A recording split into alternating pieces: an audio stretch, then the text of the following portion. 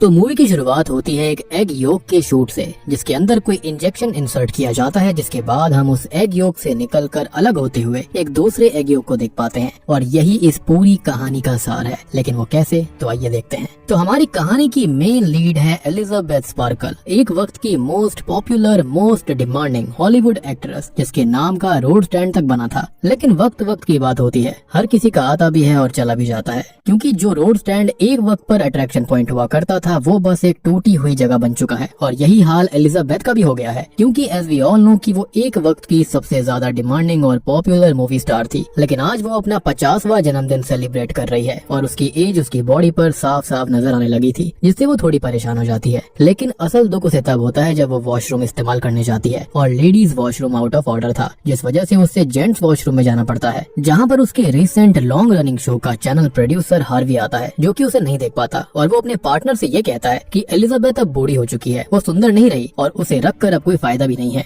तो उसे बाहर फेंको और कोई नई सुंदर सी लड़की लेकर आओ जो कि शो के लिए परफेक्ट रहेगी। ये सारी बातें वो सुन लेती है, जिससे कि उसे बहुत दुख होता है। लेकिन ये इनफ नहीं था, तो कार से घर जाते टाइम वो अपना बिलबोर्ड देखती है जिसे हटाया जा रहा था, जिससे उसे एहसास होता है कि अब वो एड्स के लायक भी नहीं रही और इसी वजह से उसका ध्यान भटक जाता है, जिसके चलते उसका एक्सीडेंट हो जाता है और वो सीधी हॉस्पिटल जा पहुंचती है। यहाँ उसका चेकअप होता है और वो जाने के लिए फ्री थी, लेकिन कहाँ जाएगी, क्योंकि जिस स्टार लाइफ की उसे आदत थी वो अब उससे दूर होती जा रही थी। खैर तभी एक नर्स उसकी बैग को चेक करता है और उसकी कोट में एक पेन ड्राइव को डाल देता है। वो बाहर उस पेन ड्राइव को देखती है और अभी उसे उसका एक पुराना दोस्त भी मिलता है, जिससे वो थोड़ी बहुत बात करती है और बाद में मिलने की बात करके उसका नंबर लेकर यहाँ से निकल जाती है। वो घर आकर उस पेन ड्राइव को ऑन करके उसे चेक करती है, तो उसके अंदर एक वीडियो मैसेज था जो होता है द सब्सटेंस के बारे में, जिसमें बताया जा रहा था कि इंसान की ओल्ड बॉडी में सब्सटेंस नाम का सीरम इंजेक्ट करने से नए सेल्स बनने लगते हैं, जिससे कि इंसान का एक नया यंगर ब्यूटीफुल वर्जन बाहर आता है, जिसे अदर सेल्फ कहा जाता है। आगे ये भी बताया जाता है कि इंसान खुद मैट्रिक्स है, चीजें उससे ही बाहर आती हैं, उसमें ही समा जाती हैं और वो एक परफेक्ट वन है। तो सीरम लेने के लिए दिए गए नंबर पर कांटेक्ट करें।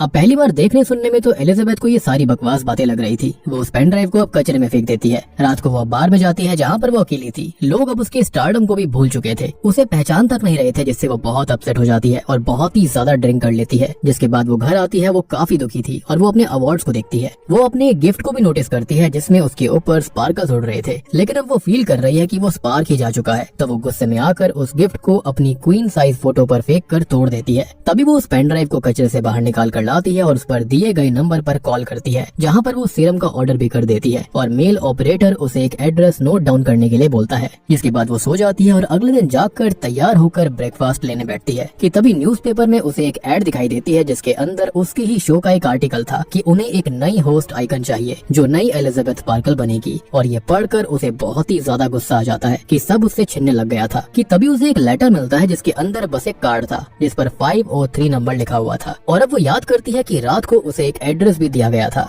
वो अब उस एड्रेस पर जाती है और वो बाहर से एक बेकार सी सस्ती सी जगह थी, लेकिन फैसिलिटी वाइज बहुत ही हाईटेक। वो अंदर जाती है जहाँ पर उसे एक कैबिन मिलता है, जिसके अंदर ढेर सारे लॉकर्स थे और यहाँ पर सभी लॉकर्स इवन मेन गेट उस पर्टिकुलर नंबर वाले कार्ड से ही ओपन होता है, यानी कि वही 503 वाला। जिसके पास जो नंबर होगा वो उसी को ओपन कर सकता है और किसी और को नहीं। यहाँ पर वो दो लॉकर्स को देखती है, एक पर अलग नंबर था और एक पर उसका नंबर था। तो वो अपने नंबर वाले लॉकर को ओपन करती है और बॉक्स को कलेक्ट कर लेती है। वो उस बॉक्स को अपने घर पर लाकर ओपन करती है, जिसमें उसे 3 अलग अलग सेट्स मिलते हैं। एक एक्टिवेटर होता है जिसे एक ही बार लेना था, दूसरा स्टेबलाइजर होता है जिसे रोज लेना है और थर्ड होता है स्विच, मतलब कि हफ्ते के 7 दिन वो रहेगी अदर सेल्फ और अगले 7 दिन रहेगी मैट्रिक्स, मतलब मेन बॉडी या फिर मेन पर्सन। साथ ही साथ अदर सेल्फ और मैट्रिक्स के लिए अलग अलग तरह का फूड भी दिया जाता है। बट ये फूड क्यों है अभी समझ नहीं आया होगा, लेकिन हमको ये थोड़ी देर में समझ आएगा। सिंपल सी बात है कि हफ्ते के 7 दिन में ये जो नई वाली एलिजाबेथ होगी वो बाहर रहेगी और 7 दिन वो जो ओल्ड वाली है। तो एलिजाबेथ अपना मन बना चुकी होती है कि अब उसे अपना स्टारडम वापस चाहिए था, जिसके चलते वो खुद के अंदर द सब्सटेंस को इंजेक्ट कर लेती है और कुछ ही पलों में वो तड़पने लगती है। तभी हम उसकी बॉडी के अंदर एक हलचल, एक उथल पुथल को देख पाते हैं और फाइनली वो ब्लैंक पड़ जाती है। और जब वो अपनी आँख खोलती है तो उसकी बॉडी सामने पड़ी हुई थी, जिसकी बैक बिल्कुल फटी हुई थी, जिसको देखकर वो बहुत परेशान हो जाती है। और वो उठकर खुद को आईने में देखती है तो वो 25 से 30 साल की यंग लड़की के रूप में खुद को पाती है और यही है द अदर सेल्फ, जो कि एलिजाबेथ के अंदर से बाहर आई है।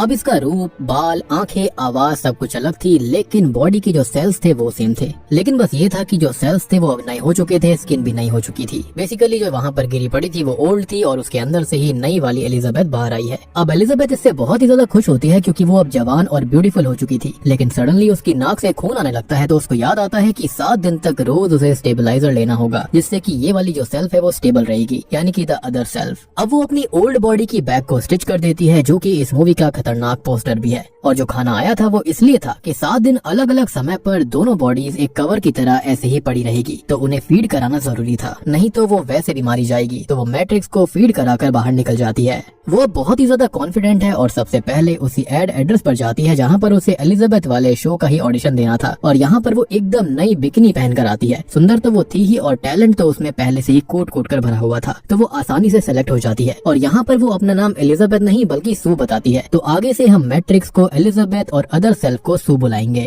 यानी कि जो मेन वाली बॉडी है वो एलिजाबेथ है और जो अदर सेल्फ है सुंदर वाली उसको हम सू बोलेंगे। अब हार्वी भी उससे बात करता है, जो कि बहुत खुश है, उससे बहुत ही ज्यादा इम्प्रेस्ड है। और वो उससे ये कह देती है कि 7 दिन के लिए वो अपने घर पर अपनी बीमार माँ की सेवा करेगी, जिस पर वो कहता है कि उसे जो करना है वो करे, बस उसके शो में वही उसे चाहिए। जिसको सुनकर यहाँ वो काफी खुश हो जाती है। अब एक हफ्ता ऐसे ही धीरे धीरे बीत जाता है और वो रोज स्टेबलाइजर भी लेती है, रोज बाहर जाती है, रोज नए सपने पूरे करती है, शो को आगे बढ़ाती है, पॉपुलर हो जाती है और काफी ज्यादा आगे बढ़ गई थी। वो एड्स भी करती है, सब कुछ करती है जो कि एलिजाबेथ ने अपने यंग एज में किया था और वो अभी भी करना चाहती थी। लेकिन ऑब्वियस सी बात है अपनी पुरानी बॉडी के साथ ऐसा नहीं कर सकती थी, तो वो इस सीरम को लेकर सू के साथ ऐसा कर रही थी। अब ऐसा ही देखते देखते 7 दिन बीत जाते हैं और 7th डे की रात आती है, जिसके अंदर उसे स्विच करना था। और अब वो स्विच कर लेती है और अब सू एक खाली बॉडी की तरह पड़ी रहेगी और अगले 7 दिन एलिजाबेथ अपनी जिंदगी जिएगी। तो आपको यहाँ पर कॉन्सेप्ट समझ में आ गया होगा कि यहाँ पर हो क्या रहा था। 7 दिन एलिजाबेथ बाहर रहेगी और दूसरी वाली जो सू वाली बॉडी है वो वैसी पड़ी रहेगी, उसको खाना फीड होता रहेगा, जो कि ऑब्वियस सी बात है एलिजाबेथ ही उसको फीड करवाएगी। और अगले 7 दिन पर सू बाहर आएगी, जिसके चलते एलिजाबेथ ऐसी पड़ी रहेगी, जिसके चलते सू उसे खाना फीड करेगी। खैर वो सबसे पहले ढेर सारा खाना खाती है, क्योंकि इंसान की असली जरूरत तो वही है।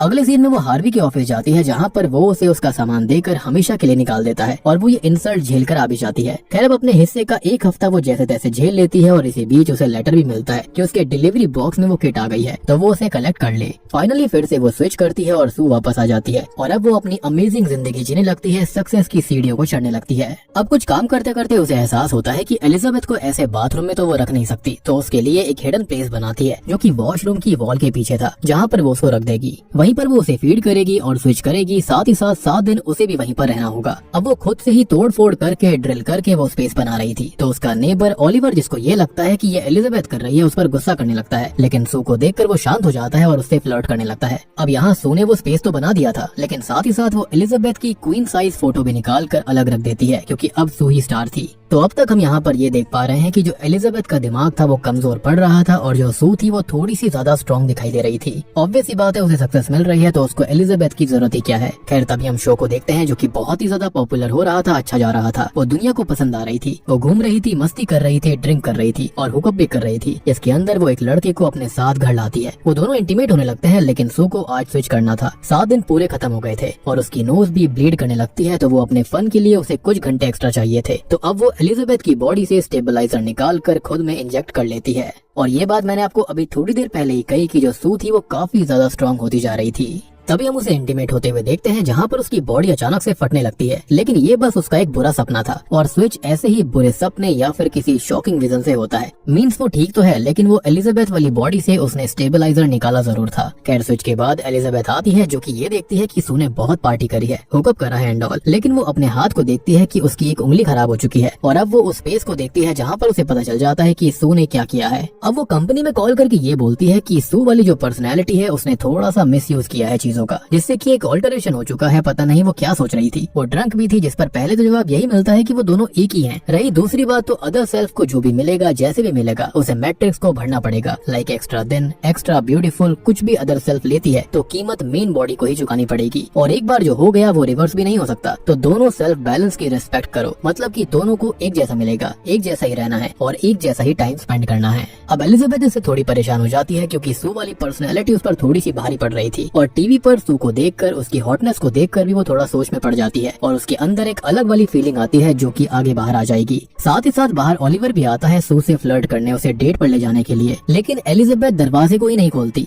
अब यहाँ पर एक हफ्ता बीत चुका था और वो फिर से डिलीवरी किट लेकर आती है, यानी कि ये डिलीवरी किट हर हफ्ते आया करती थी और वो थोड़ी सी परेशान होती है, थोड़ा अलग सा फील कर रही होती है। तभी वो एक कैफे में जाती है, जहाँ पर उसे एक बूढ़ा व्यक्ति मिलता है, जो कि उससे कहता है कि ये पीरियड बहुत लंबा लगता है। और ये बात वो उससे क्यों बोल रहा है, तो वो उसके हाथ के बर्थ मार्क से समझ जाती है कि ये आदमी वही यंग नर्स है जिसने उसे द सब्सटेंस के बारे में बताया था और ये ओल्ड सेल्फ असल में उसका मैट्रिक्स है, यानी कि उसकी मेन बॉडी है। वो उससे ये कहती है कि वो उसे फॉलो क्यों कर रहा है, जिस पर वो कहता है कि वो बस देखना चाहता है कि चीजें कैसी जा रही हैं। वो आगे बताता है कि अब याद रखना भी मुश्किल होता है कि क्या ये रूप मतलब कि मेन बॉडी सच में एग्जिस्ट करने लायक है भी या फिर नहीं, क्या उसे एग्जिस्ट करना भी चाहिए। और इन बातों पर परेशान होकर वो जाने लगती है। वो उससे ये कहता है कि क्या उसकी अदर सेल्फ ने उसे खाना शुरू कर दिया है, मतलब निगलना शुरू कर दिया है या फिर नहीं। और ऐसी चीज हो भी रही थी। आपको याद भी होगा कि सू ने मेन बॉडी यानी कि एलिजाबेथ की बॉडी से स्टेबलाइजर निकाल लिया था। खैर वो घर आती है और रास्ते में उसे सू का वो हुकअप पार्टनर भी मिल जाता है, जिससे वो सू से थोड़ी सी जेलस होती है क्योंकि वो काफी स्मार्ट था। खैर वो घर आकर अपने उसी दोस्त से बात करती है जिसका नाम फ्रेड होता है। जब वो एक्सीडेंट के दौरान वहाँ से बाहर आ रही थी तो वो उसको अपना नंबर देकर गया था। वो उससे बात करती है और वो उसका दीवाना है, जिससे वो खुश होती है और वो शाम को मिलने का डिसाइड करते हैं। अब शाम को तैयार होकर वो जाने लगती है, लेकिन बार बार वो खुद को देखकर सू को देखकर कंपेयर करने लगती है कि सू तो बहुत ही ज्यादा सुंदर है और वो तो इतनी सुंदर भी नहीं रही। तभी वो मेकअप भी करती है, हॉट ड्रेस भी पहनती है, लेकिन बार बार वो जलन, वो इंफीरियोरिटी कॉम्प्लेक्स उसे परेशान कर रहा था, जिससे फाइनली परेशान होकर वो घर पर ही बैठ जाती है और रात भर फ्रेड उसका इंतजार करता ही रह जाता है। अब अगले दिन एलिजाबेथ सू से स्विच कर लेती है तो उसे नाइटमेयर आता है कि शूट में उसकी बैग पर एक बम्प आ चुका है और जब वो चेक करती है तो उसके अंदर से एक चिकन लेग पीस बाहर आता है और इसी शॉकिंग ड्रीम से वो स्विच में जागती है, लेकिन शायद ये सच भी था। अब वो बाहर जाकर देखती है तो बाहर बस हर जगह खाना पड़ा हुआ था, क्योंकि एलिजाबेथ अब कुछ करती ही नहीं थी, वो घर पर ही पड़ी रहती खाती रहती थी। सू भी कंपनी में कॉल करके बोलती है कि वो अपनी लाइफ एंजॉय भी नहीं कर पाती, उसे टाइम कम पड़ता है। वहीं पर एलिजाबेथ अपना पूरा हफ्ता ऐसे ही वेस्ट कर देती है, ऐसे बैलेंस अच्छे से नहीं चल रहा है, जिस पर उसे भी सेम जवाब मिलता है कि वो दोनों एक ही हैं और ये उन दोनों को ही डिसाइड करना होगा। खैर अब ये सेम चीज सुनने के बाद वो फ्रस्ट्रेट होकर सीधा शूट पर जाती है, जहाँ पर उसे हार्वी बताता है कि शो हिट हो चुका है, उसे प्रमोशन मिल रहा है, साथ ही साथ उसे कुछ नया काम, बेटर मनी और बहुत सारा स्टारडम मिलने वाला है। साथ ही साथ सबसे बड़ा शो होगा न्यू ईयर ईव पर और उसे भी वही होस्ट करेगी और ये सुनकर सो बहुत खुश हो जाती है। खैर अब उसके पास काम है, स्टारडम में आने वाला है, लेकिन इसके लिए उसे थोड़ा और वक्त चाहिए। तो कभी उसने कुछ घंटे लिए थे, लेकिन अब वो कुछ एक्स्ट्रा दिन लेती है और एलिजाबेथ के अंदर से वो स्टेबलाइजर निकाल कर वो एक्स्ट्रा दिन मैनेज करती है। फाइनली जब एलिजाबेथ स्विच होती है तो उसका एक पैर, एक हाथ, आधा चेहरा और पूरे बाल खराब हो गए थे। लाइक वो अपने उन पार्ट्स में एज पीक कर चुकी थी और ऐसा समझो कि बॉडी 50 साल की थी तो बाकी वाले जो पार्ट्स थे ना वो 70 से 75 साल की लेडी के हो गए थे।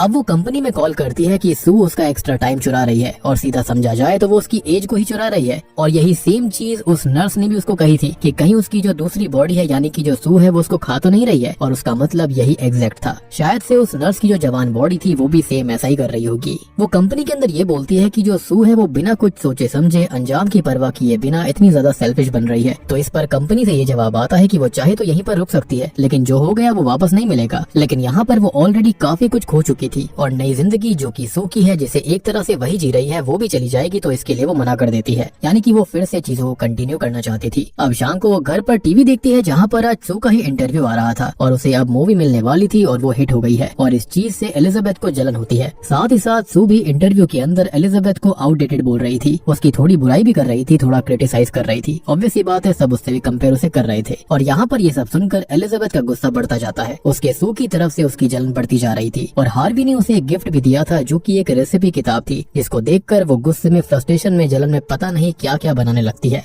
वो अब आईने के सामने जाकर कहती है कि सू ये बोल रही थी कि उसकी ब्यूटी का सीक्रेट है कि वो खुद की तरह जीती है, जबकि सच तो ये है कि ब्यूटी वो एलिजाबेथ से चुरा रही है। वो गुस्से में, जलन में पागल सी हो जाती है और जब सू स्विच होती है तो वो भी इस चीज से बहुत गुस्से में भर जाती है और फैसला कर लेती है कि वो कैसे भी वापस नहीं जाएगी, यानी कि अब वो सू बनकर ही रहेगी। वो एलिजाबेथ की बॉडी से ढेर सारा स्टेबलाइजर फ्लूइड निकाल लेती है और पूरा ही निचोड़ लेती है और ऐसा करते करते उसके 3 महीने बीत गए थे और अब फाइनली 30 दिसंबर आता है और 31 दिसंबर को उसका न्यू ईयर ईव शो था। आज वो घर पर आराम कर रही होती है, अपने बॉयफ्रेंड के साथ होती है कि तभी उसकी नाक से खून आने लगता है, मतलब कि अब उसे और फ्लूइड चाहिए था, लेकिन वो तो ऑलरेडी सारा खत्म हो चुका था। उसने यहाँ पर शायद एलिजाबेथ को फीड भी नहीं किया था। खैर अब वो आगे जाती है तो एलिजाबेथ की बॉडी के अंदर कोई भी फ्लूइड मौजूद नहीं था। वो कंपनी में कॉल करती है तो वो कहते हैं कि उसे स्विच ही करना होगा और यही एक ऑप्शन है फ्लूइड साइकिल को रीसेट करने का। तो ना चाहते हुए भी वो स्विच कर लेती है और एलिजाबेथ जब जागती है वो बहुत ही ज्यादा बूढ़ी और कुबड़ी वाली गंजी सी लेडी हो गई थी और सू का बॉयफ्रेंड उसकी आवाज सुनकर ही भाग जाता है। ऑब्वियस बात है, वो भी उसके रूप के लिए उसके साथ था, यानी कि सू के लिए। अब वो इससे बहुत ही ज्यादा दुखी होकर गुस्से में भर जाती है और कंपनी में कॉल करके बोलती है कि वो सब कुछ रोकना चाहती है। कंपनी वाले उसे समझाते हैं लेकिन वो फिर भी नहीं मानती, तो उसे टर्मिनेटर सीरम दिया जाता है जो कि उसे सू में इंजेक्ट करना था जिससे कि वो खत्म हो जाएगी। अब एलिजाबेथ सू के अंदर उस टर्मिनेटर सीरम को इंजेक्ट कर देती है, लेकिन आगे चलकर उसे एहसास होता है कि सू तो वही थी, वो उसी का हिस्सा थी जिसे दुनिया चाहती है, तो वो उसे जगाने लगती है और स्विच काम नहीं आता, तो वो जबरदस्ती स्विच करती है जिससे कि सू जाग तो जाती है। लेकिन अब एलिजाबेथ और सू एक तरह से अलग अलग हो चुके थे जो कि कभी एक हुआ करते थे। अब सू ये देखकर गुस्से में भर जाती है कि एलिजाबेथ ने उसे खत्म करने की कोशिश करी, तो वो उसे पीटने लगती है। वो उसे उठाकर फेंक देती है, उसे लात मारती है और एलिजाबेथ बेचारी भागने की बचने की कोशिश करती है। वो जाकर वॉशरूम में छुप जाती है, लेकिन सू लॉक तोड़कर अंदर आ जाती है, उसे मारती है और उसका सर पटक पटक कर बार बार मिरर में मारने लगती है। वो उसे हॉल तक फॉलो करती है और मारती है, बहुत ज्यादा गुस्सा करती है, इतना पीटती है कि फाइनली एलिजाबेथ खत्म हो जाती है। और अब जाकर सू को एहसास होता है कि उसने भी बहुत बड़ी गलती कर दी, क्योंकि भले से वो अलग तो हुई थी लेकिन वो थे तो एक ही, और दोनों को एक ही चीज का एहसास हुआ था लेकिन अलग अलग टाइम पर।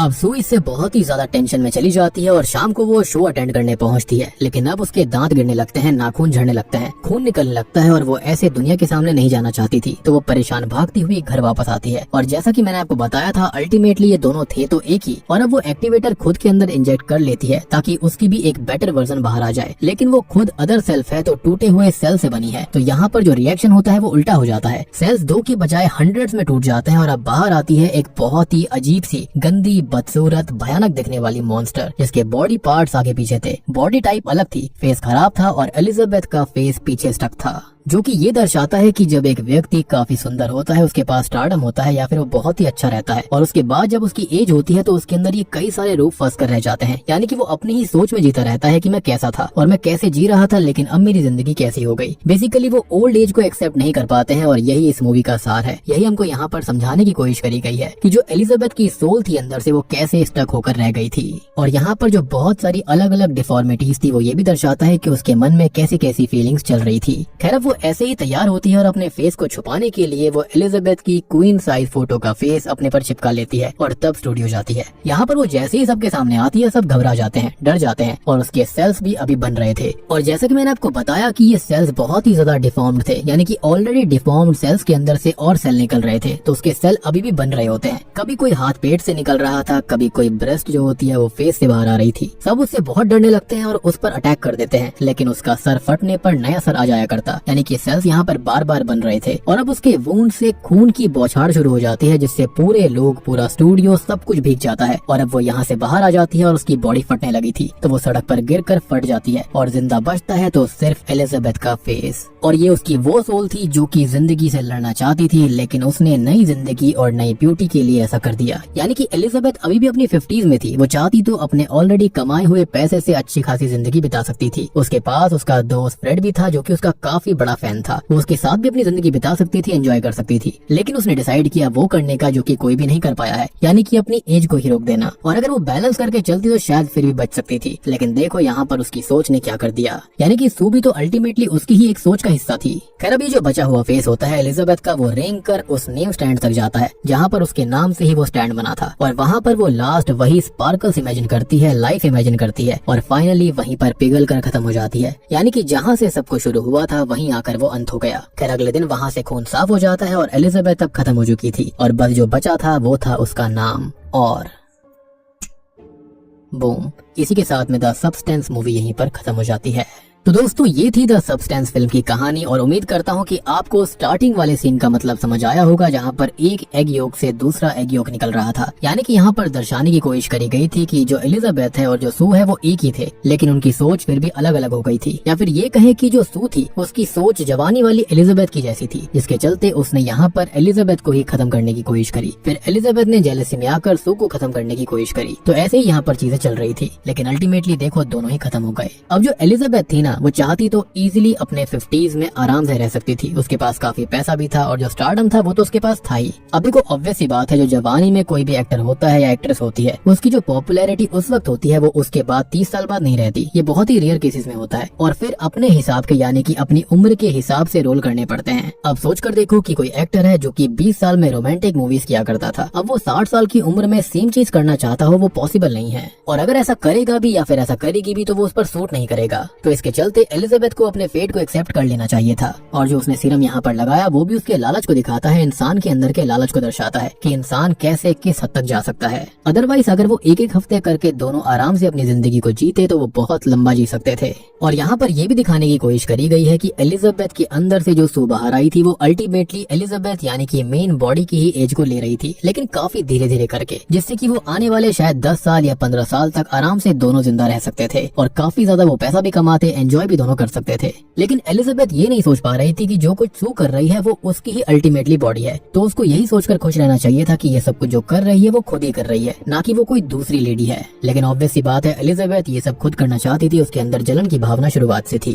बाकी अभी जो कंपनी है ये जो हाईटेक सीरम वगैरह दे रहे हैं ये क्यों दे रहे हैं ये भी नहीं पता। हो सकता है कि इनके हाथ कोई एलियन टेक लगा होगा जिसके चलते ये इंसानों पर एक्सपेरिमेंट्स कर रहे होंगे। बात रही उस नर्स के बारे में तो शायद से वो काफी अच्छे से इस चीज को मैनेज कर पा रहा था, लेकिन वो भी इस चीज को समझ गया था कि हाँ ये जो यंगर सेल्फ होता है वो अपनी ही मेन बॉडी को खाने लगता है, और यही चीज उसने एलिजाबेथ से भी पूछी थी। शायद से वो भी इस चीज को फेस कर रहा होगा और कहीं ना कहीं वो रुक गया होगा, तभी तो वो वहाँ पर अपने ओल्ड सेल्फ में था। माइट भी उसने अपने यंगर वर्जन को ये टर्मिनेशन वाला सीरम दे दिया होगा ताकि वो जितनी जिंदगी जीना चाहता है उतनी तो एटलीस्ट जी ले, क्योंकि आपने देखा होगा कि एलिजाबेथ की जिंदगी अभी एटलीस्ट 20 साल तो थी, लेकिन वो यहाँ पर देखो कितनी जल्दी खत्म हो गई। बात रही कि अंत में वो जो डिफॉर्म वर्जन था एलिजाबेथ का वो यही दर्शाता है कि उसकी सोल तो कहीं ना कहीं चाहती थी जिंदा रहना, लेकिन उसके अंदर जो जलन की भावना थी, सेल्फिशनेस थी, उससे वहाँ पर वो डिफॉर्मेशन पैदा हुए थे, या फिर ये कहें कि इंसान के अंदर के जो सेंस होते हैं वो उनको दर्शाता है। तो उम्मीद करता हूँ कि अब आपको ये मूवी अच्छे से समझ में आ गई होगी और